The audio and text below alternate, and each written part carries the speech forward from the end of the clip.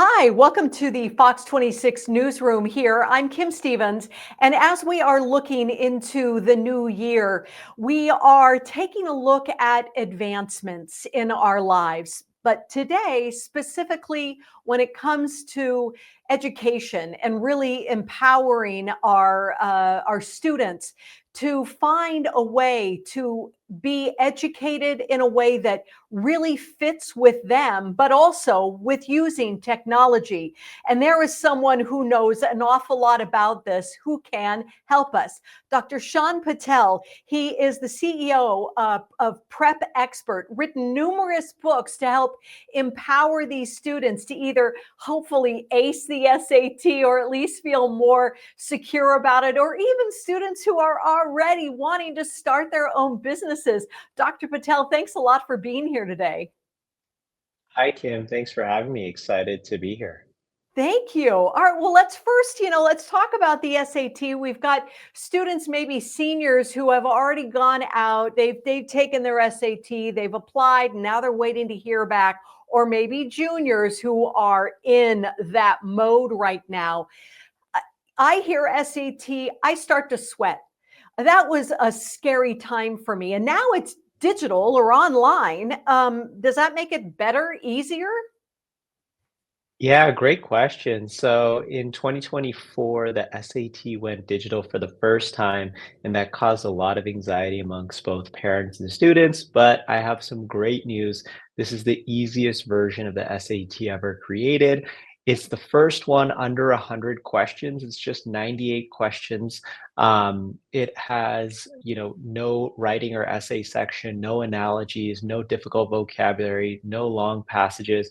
So I really think that it has been a welcome test for parents and students. Now, the biggest change, though, is it is an adaptive test, meaning that the modules and questions get harder or easier depending on how well you do on previous sections. And so what's really interesting about 2025, though, is the ACT is following in the SAT's footsteps. So whether you're taking the SAT or the ACT, it's going digital this year as well. So students really do need to get used to these new online formats for the exams. Not all universities are requiring the SAT anymore since COVID. Do you think, though, that ultimately they will all go back to requiring the SAT, but now this version? Yeah, so, with COVID and the pandemic, students weren't allowed to be in the same classroom. They had to be 6 feet apart. So they just kind of got rid of the test requirement at many universities. But in 2024, and I think even more so in 2025, we're going to see a big trend shifting back towards standardized testing. Because what we found was when they got rid of the standardized tests, it actually produced worse outcomes, not only for the colleges and universities in terms of creating their student bodies, but for the students themselves. There was really no good yardstick in terms of who to let in and who not to let in. And so that's why we saw universities such as Harvard, Stanford, Yale, MIT, University of Texas, all Georgia public universities. California still is test blind, but taking the test does help you get scholarships in many cases. So I highly recommend, even to students in Fresno, California, take these exams. It'll benefit you tremendously. Okay, very good. Let's talk about how artificial intelligence, AI, is helping students either in the classroom, helping to write papers maybe, or better understand their math. AI has this negative connotation of making some people think, oh, well, that's using a computer and you're cheating. But tell us how it's not that, or how it can be kept from being that, to really help elevate students. Yeah, I think AI this year is really going to transform education and make it more personalized with personalized tutoring and feedback. And what's really interesting about, what parents and students think about AI currently in ChatGPT is that, to your point, people think it's cheating, but I view it as the calculator. When the calculator was first introduced into mathematics, I'm sure that parents, students, educators thought it was cheating. Now everyone just learns to use the calculator and do their math better, more accurately, more efficiently. Similarly, AI is going to be a tool that students need to learn how to use. I think we're going to see courses on how to prompt better, how to get better information from the AI tools available to you. And in the workforce in the future, all students will need to be really, really competent with using AI tools like ChatGPT, like Google's Gemini, and more. Yeah, to use it really though as a guide, I even had a student who I was reading his work said clearly this is not his wording at all, and my concern was that he does not understand the premise, and that's my concern is that if you use it to at least fill out your homework or whatever, but you're not understanding and learning it yourself.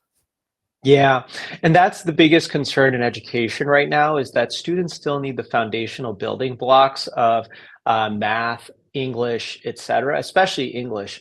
And Yeah. so that actually goes back to our earlier point about why colleges are reintroducing standardized tests, because this is one of the few environments that colleges, educators can judge a student's reading ability level, writing ability level, math ability level, when they know there is no AI available. Because in their high school classes, oftentimes for homework, you can use AI. In your college applications, you can write your essays using AI.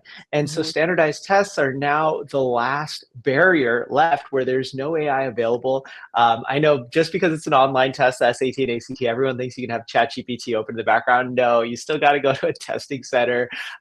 And so that's actually one of the major reasons that I think we're seeing a strong push back to standardized tests to be able to measure those results without the use of AI.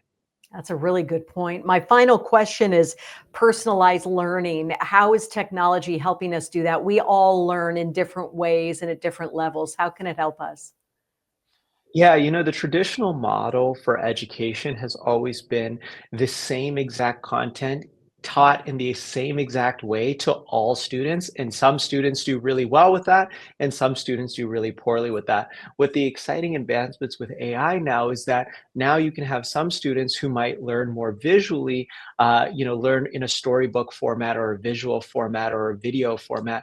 Students who learn more audio can learn through audiobooks, personalized audiobooks, literally of the content. Google has a great application to do this, to turn any textbook into an audiobook for students.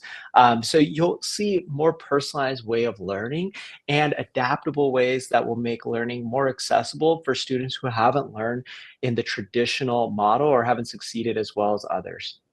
It sounds like we're really coming into an exciting year of education, not one that we should be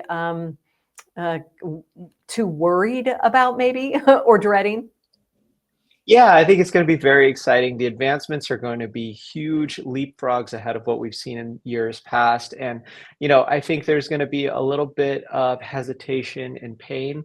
But on the other side of that, there's going to be great learning gains for both parents and students and productivity gains. And students have a lot to look forward to.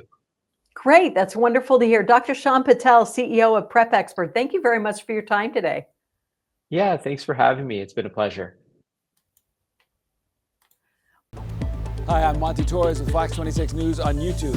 Thank you for checking out our YouTube channel, where we have loads of great content for you to choose from. And while you're here, why not click on the subscribe button right here? That way you can stay in touch with all the latest breaking news, everything news related within the Central Valley. And thank you for watching.